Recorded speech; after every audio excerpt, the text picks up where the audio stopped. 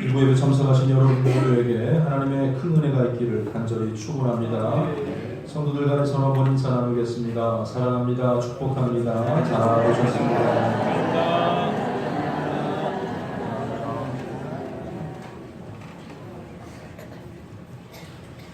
2019년도를 맞이하고 벌써 두 번째 주일을 보내게 됩니다. 새로운 마음, 기대하는 마음, 두근거리는 마음으로 새해를 맞이했겠지만 벌써 어느샌가 우리에게 익숙한 시간들이 되지 않았나 생각되어집니다. 이렇게 해가 가고 시간이 가고 세월이 지날수록 가치가 있는 것들이 종종 있습니다. 시중에서 판매되는 인삼은 한 1, 2년만 지나도 상품으로 사용할 수가 있겠지만은 제일 값질 때는 한 6년 정도 되는, 그때가 이 사포닌이라든지 진세노사이드라는 성분들이 가장 많이 함유되어 있을 때이고, 오래 될수록 값도 비싸고 또 이 약효가 높아진다는 것입니다. 자세히는 말지 못하지만 포도주나 와인 같은 것도 보관 상태와 환경만 좋다면 오래될수록 맛과 향이 좋다고 합니다. 그래서 대량으로 생산하는 곳에서는 벌써 수십 년이 지난 그런 상품들도 보관 중에 있다고 하죠. 미술품이라든지 골동품이라든지 보석이나 악기 같은 것도 오래될수록 가치를 더 바라는 것들이 있는가 하면, 우리가 먹는 음식 가운데에서도 김치 같은 경우는 묵은 김치가 더 입맛에 있는 분들이 있지 않겠습니까? 오래된 것을 제가 이렇게 선호하는 말을 드렸지만 또 무조건 오래되었다고 좋은 것만은 아닌 경우도 있습니다. 보관을 잘못하면 금방 상하거나 고물이 되는 그런 경우도 있을 것이고, 또 좋을 때 팔지 못하면 헐값에 넘겨야만 되는 그런 일도 벌어질 수가 있을 것입니다. 이러한 물건들이나 상품들뿐만 아니라 사람들과의 관계도 비슷한 면이 있는 것 같습니다. 오래될수록 서로 잘 알고 사랑도 깊어지고 우정도 깊어지고 그렇게 하면 좋겠지만은 오히려 부족한 면들, 모자라는 면들을 발견하게 되는 경우도 있습니다. 부부간에 결혼 생활을 하면 할수록 오래될수록 두드러지게 적어지는 게 있다는데 혹시 뭔지 여러분 아시겠어요? 뭐가 적어질 것 같아요? 여러분들이 지금 하지 않고 있는 바로 그 말, 여러분들이 대답하지 않고 있는데 말수가 적어지고 대화의 내용들이 너무나도 적어진다고 합니다. 부부생활 한 30년 이상 하신 분들, 어떤 기관에서 통계를 내보니까 하루에 야, 애들 어떻게 갔어? 이런 얘기 말고 진짜 둘만의 대화를 나누는 시간이 불과 한 30분도 되지 못한다는 그런 통계를 접한 적도 있습니다. 나름대로 이유가 있습니다. 서로 너무 잘 알고 너무 이제 익숙한 관계이다 보니까 굳이 말이 필요 없다. 눈치만 봐도 알고 말 안 해도 서로 다 안다라고 표현을 하겠지만은, 과거를 회상해 보면 젊은 시절 서로를 그리면서 데이트할 때라든지 또 신혼 때에는 서로 몰라서 대화를 나눴던 것은 아니지 않겠습니까? 대화의 내용이 맨날 질문이었어요. 이건 뭐예요? 저건 뭐예요? 그렇게 물어보는 건 아니지 않습니까? 아주 작은 일도 화제거리를 삼고 서로 대화를 나누었고, 아무것도 아닌 일도 서로 즐겁게 웃으면서 대화하지 않았겠습니까? 그것도 30분이 뭡니까? 2시간, 3시간 밤새 이야기를 해도 모자랄 지경에 이르렀던 그런 시절이 있지 않았겠습니까? 만약에 오래된 관계가 서로에 대해서 무관심해지고 감동이라든지 설렘이 없어지게 만들었다면 그 관계는 참으로 서글픈 관계라고 말할 수가 있을 것입니다.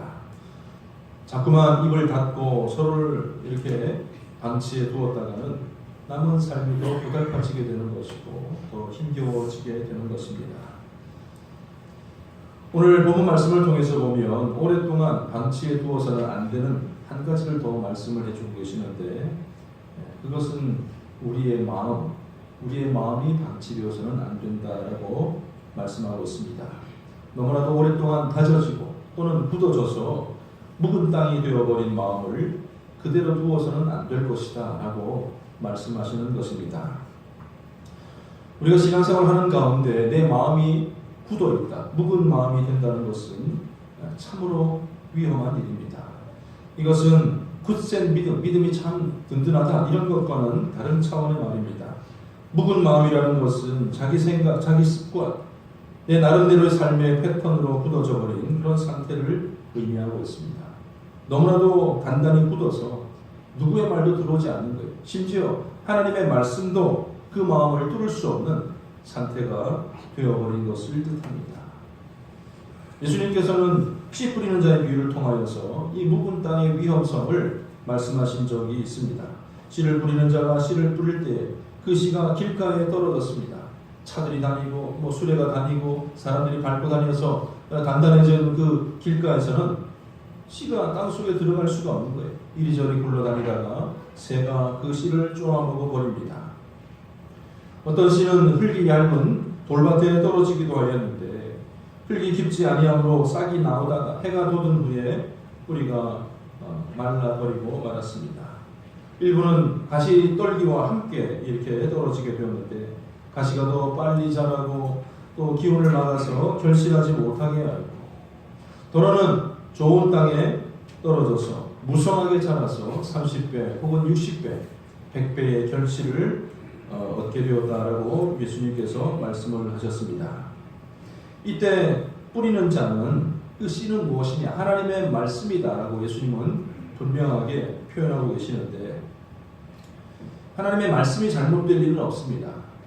농사를 제가 지어본 건 아니지만 씨를 제일 좋은 걸 고르잖아요. 잘 날 것을, 좋은 것을 골라가지고 씨를 뿌리는데도 불구하고 또 잘못된 것이 있어요. 껍질만 있는다든지 자라지 않는 그런 씨들을 있을 수 있을 것입니다. 백날 물을 줘봤자 소용이 없는 거죠. 그러나 하나님의 말씀에는 전혀 문제가 없습니다. 자라지 않았다는 것은 말씀에 문제가 있다는 것이 아니라 그 마음, 사람의 마음, 돌밭이냐 자갈밭이냐 길가냐 혹은 가시덤불 속에 있었느냐라는 그 상황이 중요한 전제 조건이 되는 것입니다. 그래서 말씀의 씨가 뿌려지고 자라지만 열매가 없기도 합니다. 자라다가 말라버리기도 합니다. 아니 심지어 아예 들어가지도 못합니다. 씨가 아무리 좋아도 밭이 좋지 않으면 결실할 수 없다라는 이 사실을 안다면 우리의 마음이 우리의 삶에 어떤 준비와 태도를 가져야 하는지에 대해서 좀 더 진지하게 생각하고 물어봐야 할 것입니다.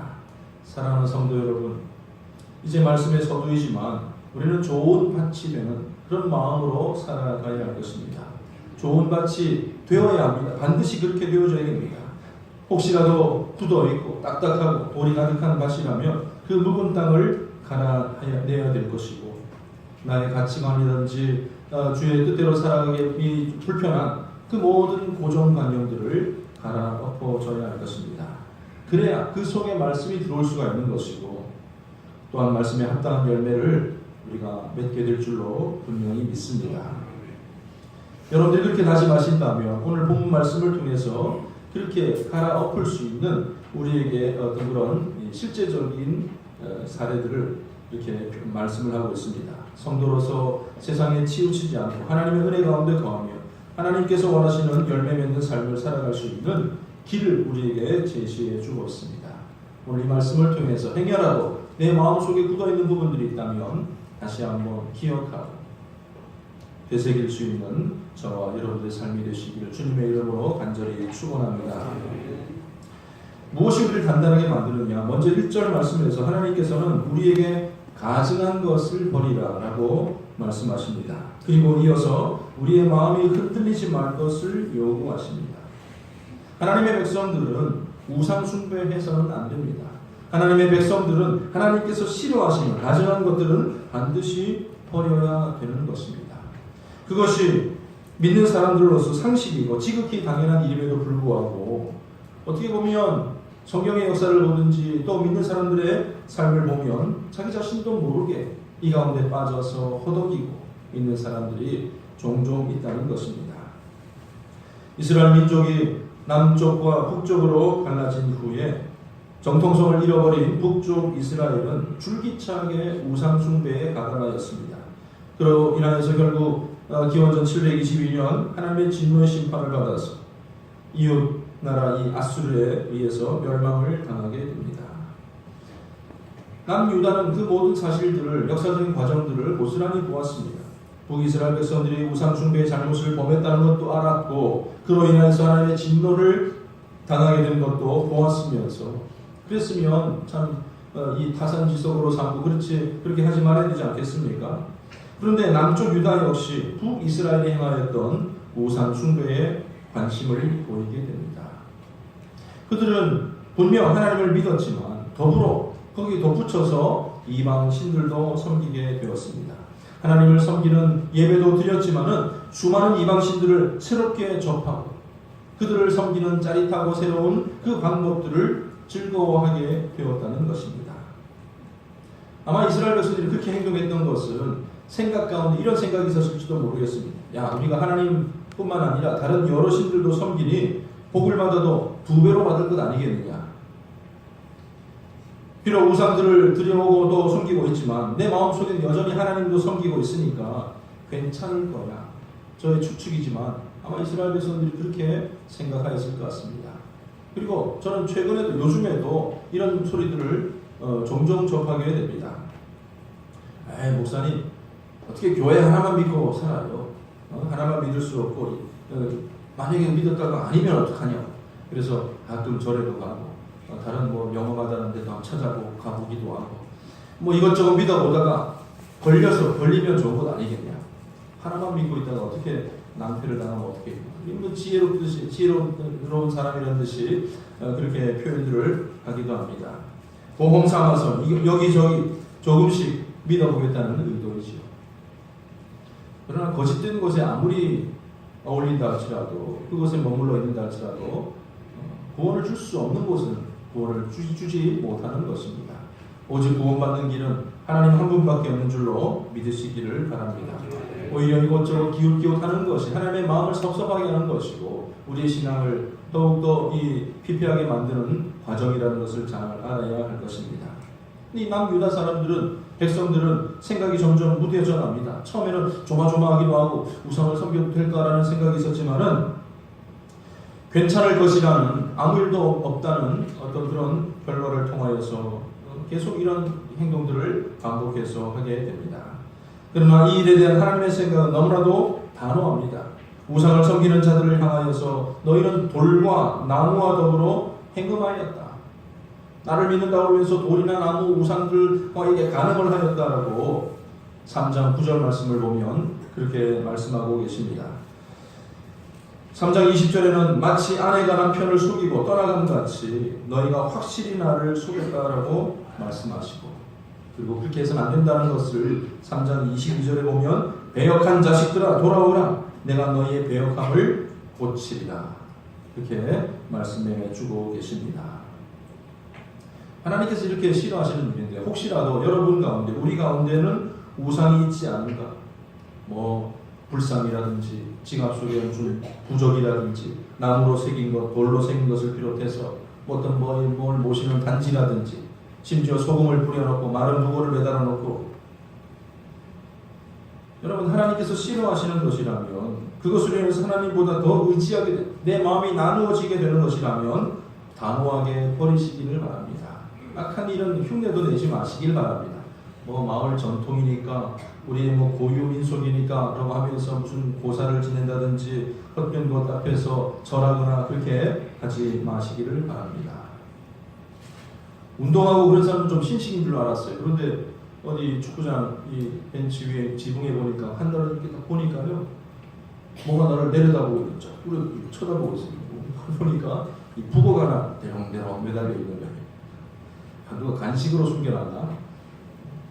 간식으로 숨겨둔 건 아니고 뭔지 아실 겁니다. 뭐 좀 이렇게 다치지 말고 운수 대통하려고 아마 어느 다른 팀에서 이렇게 매달아 놓은 것 같아요. 왜 북어를 매달았을까 궁금해가지고 좀 찾아봤더니 이 북어뿐만 아니라 모든 생선의 공통점이 있잖아요. 생선들은 이 물고기들은 잠잘 때도 눈을 감고 잘까요? 눈을 뜨고 잘까요? 제가 잠자는 물고기를 본 적이 별로 없어가지고 뜨고 잡니까? 감고 잡니까? 뜨고 잔다고 눈을 뚝 뜨고 그러다 보니까 눈 뜨고 이 뭐 분운이라든지 뭐 이 애군이 들어오는 것을 잘 이렇게 감시하라고 물고기를 매달아 놓는데 그것도 이 그냥 물고기를 매달아 금방 썩고 부패하니까 잘 말려진 물고기 중에서 북어가 또 머리가 크고 눈도 크대요. 그래서 부부를 선택해서 부리부리 쳐다볼 수 있도록 매달아 놓는다고 합니다. 하나님께서는 10계명 중에 우상 숭배하지 말라는 2계명을 말씀하시면서 내 하나님 여호와는 질투하는 하나님인즉 나를 미워하는 자의 죄를 갚되 아버지로부터 아들에게까지 3, 4대까지 이르게 한다라고 말씀하십니다. 우상 숭배하는 것은 하나님을 미워하는 행위다라고 하나님은 규정 짓고 계시는 것이죠. 아니 목사님 무슨 소리 하시냐고, 저희는 일찌감치 그런 거 다 그냥 버렸다고. 우리 집은 얼마든지 와보시라고 깨끗하다고 아무것도 없습니다. 이렇게 말씀하실 분도 계실 것입니다. 너무 감사한 일이고 또 너무나도 잘하셨습니다. 그런데 한 가지 더 주의할 것은 이렇게 눈에 보이는 우상들뿐만 아니라 보이지 않는 가증한 것들까지 우리는 버려야 할 것입니다. 그게 뭐냐? 내 마음속에 하나님보다 더 의지하는 것이 있다면 그것은 바로 내 마음을 자꾸 굳어지게 만드는 그런 우상인 것입니다. 우리 좀 심각하게 생각해 볼 필요가 있는 거예요. 오늘날 많은 성도들, 믿는 사람들의 마음을 심각하게 유혹하고 있는 대표적인 우상이 있다면 저는 재물이라고 말씀드리고 싶습니다. 세상 사람들이나 예수를 믿는 사람들이나 재물에 대한 관점은 거의 비슷한 것 같아요. 재물이 있어야 편안해지고 행복해진다고 생각을 합니다. 돈을 모아놔야 노후가 편안해진다고, 안전할 수 있다고 생각을 합니다. 돈이 있어야 공부도 하고, 돈이 있어야 좋은 배우자도 만나고, 돈이 있어야 행복한 인생을 살 수 있다라고 생각합니다. 심지어 교회도 돈이 있어야 무슨 사업을 하고 또 사역을 할 수 있다라고 생각을 합니다. 그리고 그 재물을 하나님의 자리에 올려놓는 거죠. 여러분 건축학 올 때 다 돈이 필요하잖아요. 뭐 할 때 다 돈 필요하지 않습니까? 이게 관점이 바뀌어서는 하나님이 일하게 하시니까 일을 하는 거지, 돈을 쌓아놨으니까 일을 하고 돈이 없으니까 못하고, 이거는 잘못된 내용이고, 이건 판단의 어떤 그런 부분이 아니라 돈을 그만큼 의지하고 하나님의 자리에 올려놓았다라는 것을 증명하는 것입니다. 물론 성도라고 해서 다 그냥 굶주린 채 가난하게 살라라는 그런 뜻은 아닙니다. 하나님은 자기를 경외하는 자들에게, 이 물질을 잘 다룰 수 있을 만한 사람들에게는 넘치도록 채워주었다는 것을 알 수가 있습니다. 성경에 등장하는 인물들을 보면 그냥 그저 그런 부자 정도가 아니라 지금으로 치면 재벌, 갑부 같은 수준에 하나님께서 올려놓으셨던 것을 보지 않습니까? 여러분, 아브라함은 자기 집에 개인적으로 부리는, 자기가 키우고 필요할 때 전쟁에 보내었던 318명의 용병들에게 월급을 주고 그들을 거느릴 수 있을 만한 그런 재력가였습니다. 야곱 빈털터리로 길을 떠났지만 고향으로 돌아올 때는 한꺼번에 그 모든 가축들을 데리고 올 수도 없을 만큼 떼를 지어서 소와 나귀와 양떼들을 또 이 노비들을 데리고 돌아온 그 거부였다는 것을 보게 됩니다. 노아는 어떤 사람이, 노아는 직장도 없고 배만 만들었어요. 배만. 실업급여 이런 거 아무것도 없었지만 120년 동안이나 이 배를 만드는 그 일에 모든 가족들을 동원해서 해도 먹고 잘 지내지 않았습니까? 그만큼 부유한 사람이었고, 요셉은 말할 것도 없이 애굽의 모든 재산이 자기의 것이었다고 해도 과언이 아니었던 그런 사람이었습니다. 그러나 이 모든 사람들의 공통점은 그 재물을 우상의 자리에, 하나님의 자리에 올려놓지 않고 오히려 하나님을 경외하던 사람들이었습니다. 재산을 목적으로 살지도 않았습니다. 재물은 하나님을 경외하는 자에게 덤으로 주시는 축복인 줄로 믿으시기를 바랍니다. 이런 재물들이 내게 복이 되는 것이고 주의 사역에 사용되는 도구가 되어야 되는 것이지, 그것이 내 삶의 가장 중심에 있고 내 삶의 우상이 되어지고 가증한 것이 되도록 내버려 두어서는 안 될 것입니다. 그것 때문에 주의 일을 하지 못하는 사람, 그렇게 되어서도 안 될 것입니다. 이 재물뿐만 아니라 그 어떤 대상이든지 하나님보다 더 사랑하는 것은 가증한 것으로 여기시고 결코 거기에 마음이 흔들리지 않는 믿음의 사람들 다 되시기를 주님의 이름으로 간절히 축원합니다. 좋은 밭으로 열매 맺기를 원하는 두 번째 조건은 진실과 정의와 공의로 여호와의 삶을 두고 맹세하라, 이렇게 2절 말씀에 말씀하고 계십니다.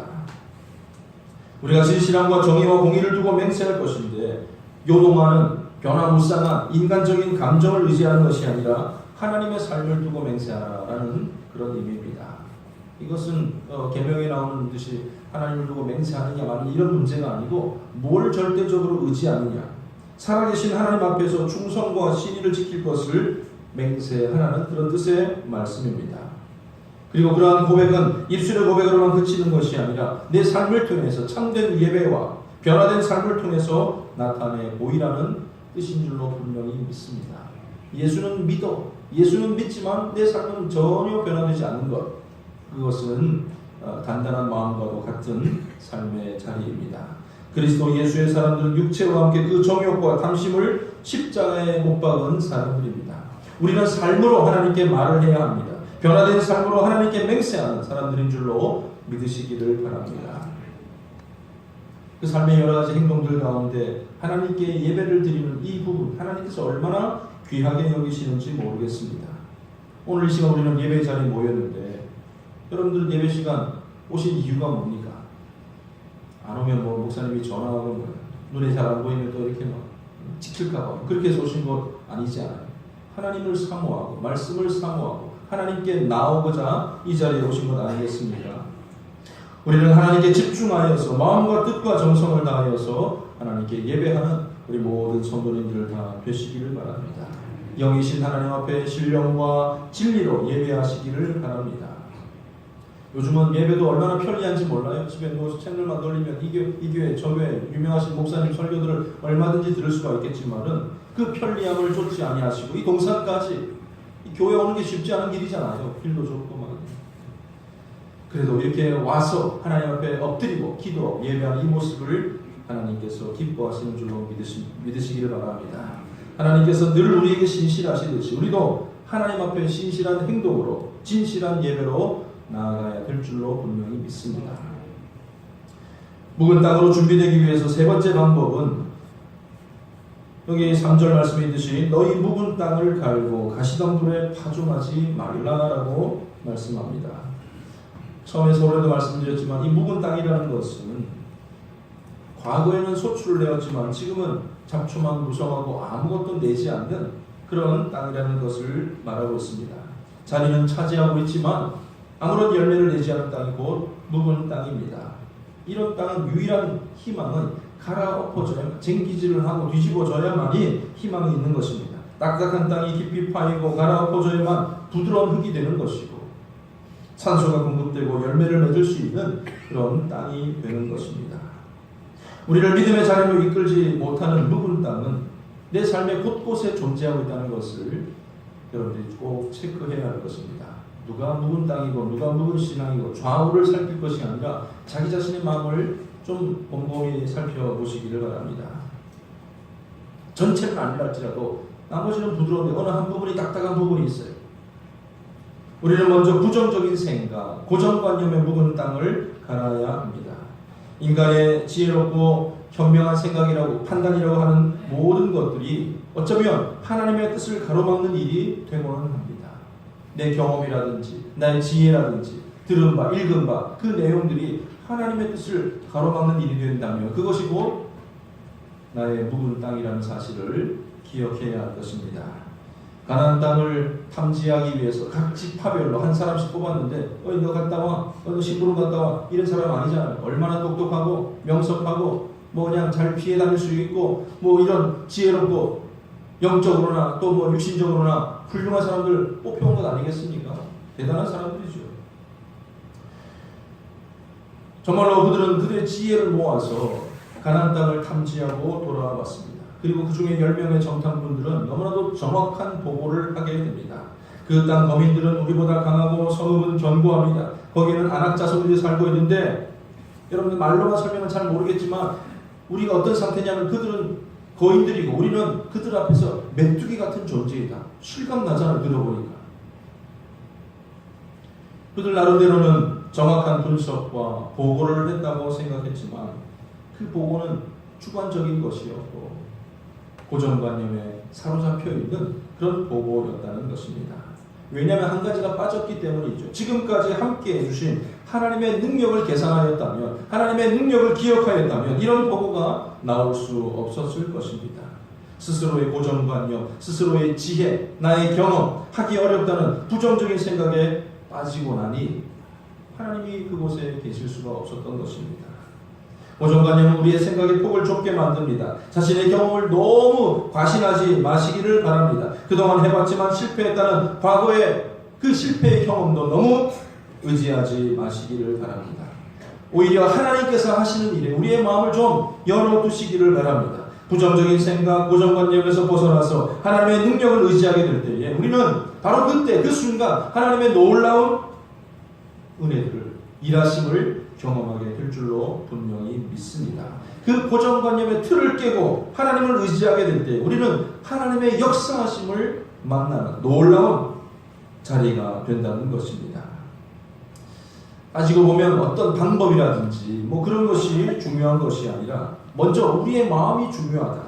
실패와 실수의 경험보다 앞서는 것은 오늘 이루어 주시는, 오늘 역사하시는 하나님의 능력이라는 사실을 여러분들 삶의 현장에서도 누리며 살아가시기를 바랍니다. 40년이라는 시간이 지났습니다. 요단강을 앞에 두고 가나안 땅을 또 한 번 탐지하게 하였습니다. 그곳의 상황은 별로 달라진 것이 없습니다. 여전히 아낙 자손들이 있었고 땅은 풍요로운 그런 곳이었습니다. 그런데 이제 그 땅을 탐지하고 돌아왔던 사람들은 우리가 충분히 얻을 수 있다. 들어갈 수 있다.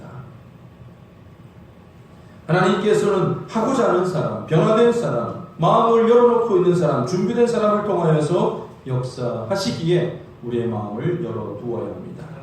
하나님이 그려놓으신 테두리를 바라보시길 바랍니다. 나는 요만큼 생각을 했는데 하나님께서 생각해 놓으신 그 모든 것을 경험해야 되지 않겠습니까? 하나님의 약속과 하나님의 도우심을 날마다 경험하면 살아가는 우리 모든 성도님들 다 되시기를 간절히 축원합니다.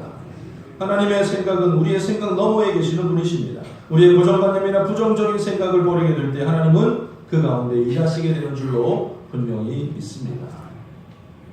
그리고 갈아엎어야 될 두 번째는 우리의 옳지 못한 생각, 묵은 습관의 땅을 우리는 벗어나야 할 것입니다. 새해가 되면 많은 계획들을 합니다. 세상 사람들은 어디 써먹으려는지 모르겠지만 다이어트 해야지. 덜 먹고 적게 먹고 아침에는 마시게만 마시고 그러다가 또 한 2주 벌써 이렇게 지나가게 되었는데 내가 왜 하냐, 뭐 때문에 하겠냐 하면서 포기하는 사람들도 생기죠. 그래도 안 하는 것보다는 나은 것 같아요. 작심삼일, 얼마나 이 사람들의 이 인내력이 부족했든지 3일 만에 포기하게 될지도 모르겠지만 그래도 또다시 작심을 하십시오.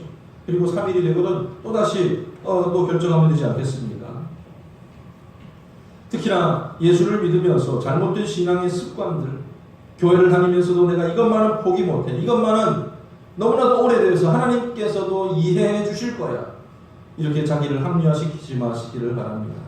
여러분들, 옳지 않은 것은 끝까지 옳지 않은 것입니다. 잘못된 습관은 분명히 잘못된 습관일 뿐입니다. 지금까지 해왔고 또 아무 탈이 없었기 때문에 앞으로도 괜찮으리라면 그런 기대는 버리시기를 바랍니다.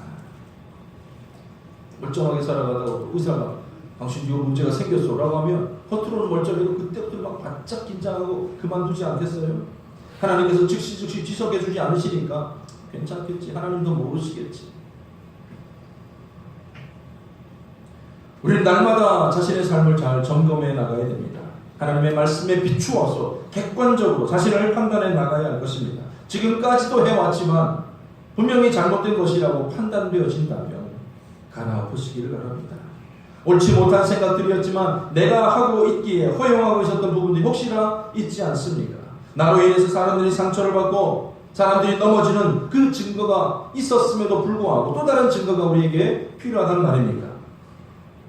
그만두기엔 너무나도 아쉽고 허전할 것 같다 할지라도 잘못되어 있는 묵은 습관이라면 끊어버려야 할 것입니다. 죄악된 습관들로 벗어날 수 있는 믿음의 사람들 다 되시기를 바랍니다. 그리고 더불어서 가시덤불에 파종하지 말라라고 하였습니다. 예수님의 비유에 따르지 않은 가시덤불은 세상의 염려와 재물의 유혹과 기타 욕심이라고 말씀해 주셨습니다. 순전하고 온전한 믿음 위에 파종되어져야 됩니다. 참된 믿음과 신앙 위에 파종할 때 좋은 결과를 기대할 수가 있습니다. 세상의 염려들을 내려놓아야 됩니다. 하나님께 맡기시는 주의 백성들 다 되시기를 바랍니다. 이제 마지막으로 좋은 땅, 좋은 마음이 되기 위해서는 4절 말씀 보면 너희가 스스로 할례를 행하여 너희 마음 가죽을 베고, 이런 표현들이 있는데 우리의 마음의 가죽을 베고 하나님께 속해야 됩니다. 할례라는 것은 유대인들이 하나님의 백성됨을 나타내기 위해서 난지 8일 만에 할례를 통해서 행함으로 하나님의 자녀라는 것을 나타낸다면, 이 마음의 할례를 통해서 우리는 죄와 우상 숭배로부터 완전한 단절을 구해야 할 것입니다. 세상과 더 이상 연합하지 않고 거룩하신 하나님의 자녀로 살아가야 하는 것입니다. 날마다 자기 자신을 쳐서 복종하고 진정한 회개의 삶을 살아야 할 줄로 믿습니다.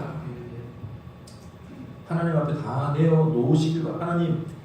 하나님 부끄럽지만 내 입술을 열고 이것으로부터 벗어날 수 있게 나를 도와주시고 나를 용서해 주시고, 마음의 할례는 바로 회개를 의미하는 겁니다. 그리고 좀 더 나아간다면 하나님께 고백하였으면 혹시라도 나 혼자 범한 죄가 아니라 누군가에게 범한 죄가 있다면 사람들과의 관계 속에서도 회개가 필요하다는 사실을 잊어서는 안 될 것입니다. 혼자 스스로 생각을 해, 야 이렇게 오래된 것 그 사람이 잊어버렸겠지, 그 사람이 아마 용서했을 거야. 아침에도 잠깐 다큐멘터리를 보니까 격동의 시기에 죄 없는 양민들이 이렇게 방금 봉자로 저기 좌파로 오인해가지고 막 수백 명, 수천 명이 죽었던 경우가 많이 있는데, 그 자손들, 어렸던 자손들이 아직도 잊지 못하고 그 마음속에 품고 있는, 대한민국의 자유민주주의 국가에서 어떻게 이런 일이 벌어질 수 있을까? 60년 혹은 50년, 60년 지났으니까 잊어버렸겠지. 아니에요. 혼자 착각하거나 혼자 덮어둘 것이 아니라 우리는 해결할 수 있는 그런 용기를 가져야 할 것입니다. 내가 상처를 입혔던 사람들이 있다면 엎드려서 용서를 구해야 합니다. 잘못을 저질렀다면 내가 하나님께 용서를 구하고 하나님께 용서한 받은 내가 자유함을 얻었는데 라고 하면서 끝날 것이 아니라 성도들과의 관계 속에서도 진정한 화해가 있어야 할 것입니다. 부부가 오래된다 나머지 서로 대화의 끈이 끊어진 것처럼 우리 성도들은 어쩌면 부부보다도 더 오랫동안 해야 될 사람이 아니겠습니까? 천국 갈 때까지 신앙생활을 해야 될 부분이기 때문에 더더욱 서로를 배려하고 잘못을 고백하고 함께 되며 품어줄 수 있는 그런 관계가 되어야 할 것입니다. 마음의 할례를 행하였다면 여기 3걸음 더 나아가서 거룩한 하나님의 자녀로서 열매 맺는 삶을 살아가야 합니다. 분명하고 확실한 육체의 일을 벗어버리고 거룩함의 열매, 성령의 열매들을 맺어가야 할 것입니다. 분장처럼 직분은 많이 있고 과거의 경험들은 많이 있지만 오늘 아무것도 나오는 것이 없다면 열매들이 안 보여요. 사랑의 열매가 안 보입니다. 소망의 열매가 보이지 않습니다. 희락과 화평과 오래 참음과 자비와 양선과 온유와 충성과 절제의 열매들이 하나도 보이지 않는다면 문제가 있는 것이죠.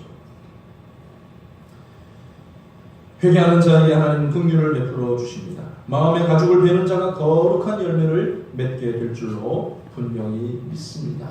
아무 쓸모없는 그냥 자리만 차지하고 있는 묵은 땅이 될 것이 아니라 오늘도 열매 맺고 오늘도 하나님 신앙을 소유하는 저와 여러분 모두가 다 되어야 할 것입니다.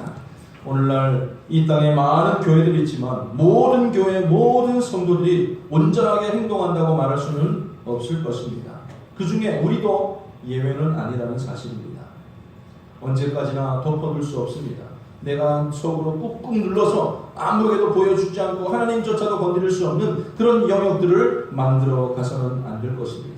인생의 시간들을 많이 살아가면 살아갈수록 그럴 수 있는 확률들이 얼마나 많이 있습니까?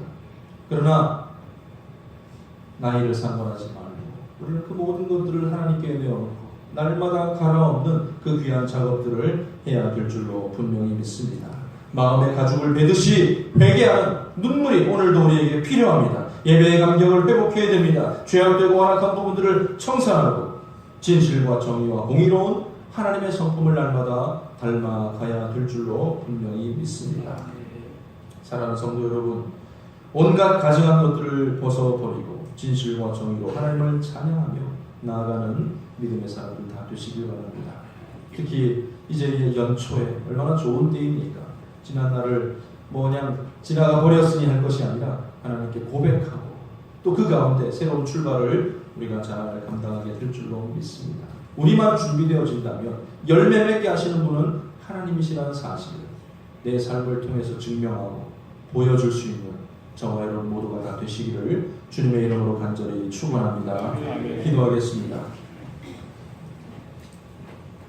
하나님 아버지, 은혜를 감사드립니다. 연약하고 부족한 저희들 믿음의 자리로 불러주시고 구원받은 백성으로 이 세상을 살아가지만 때때로 덮어두고 덮어두었던 부분들이 너무나도 굳어버린 채 내 마음속에 존재하고 있지는 않은지, 내 삶의 자리에 있지는 않는지 아버지 하나님 우리를 붙잡아 주시옵소서. 때로는 괴롭고 힘들다 할지라도 그 모든 것을 드러내놓고 마음의 할례를 행하듯이 주님 앞에 회개와 용서를 구할 수 있는 믿음의 결단들이 있게 하여 주시고, 여전히 주님 부르실 그날까지 내 삶을 통해서 부드러운 빛이 되어 주의 말씀의 귀한 열매들이 내 삶 가운데 주렁주렁 맺히게 하여 주시옵소서. 금년 한 해 우리에게 주어진 사명을 그렇게 잘 감당해내기를 원하오며 모든 말씀 예수님의 이름으로 기도드립니다. 아멘.